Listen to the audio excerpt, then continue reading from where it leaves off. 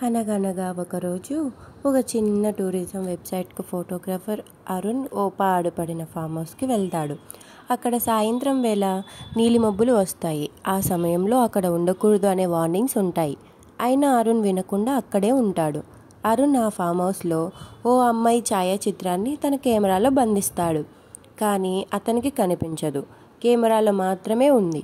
అతని దగ్గరలో ఉన్న ఊర్లో కొంతమంది ముసలి వాళ్ళని అడిగితే ఆమె పేరు నందిత, 10 ఏళ్ల క్రితం అక్కడ మిస్ అయింది, ఇప్పటికీ దొరకలేదు అని చెప్తారు.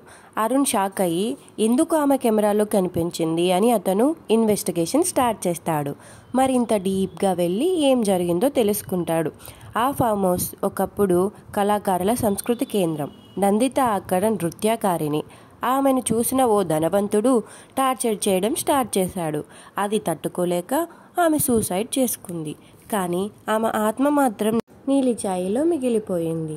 తనకు న్యాయం కావాలి అని కోరుకుంటూ కెమెరాలో కనిపించింది. అరుణ్ ఆమె చివరి నృత్యంని రికార్డ్ చేసిన వీడియోని డాక్యుమెంటరీగా మార్చి బయట పెడతాడు. ఆ వీడియో దేశవ్యాప్తంగా వైరల్ అవుతుంది. ఆమెను చంపిన వ్యక్తి అరెస్ట్ అవుతాడు. ఇక ఆమె హ్యాపీగా వెళ్ళిపోతుంది. కొన్ని గాత్రాలు మాటలతో కాక నిశ్శబ్దంతో మాట్లాడతాయి. ఈ స్టోరీ పేరు నీలి ఛాయలో నిశ్శబ్దం.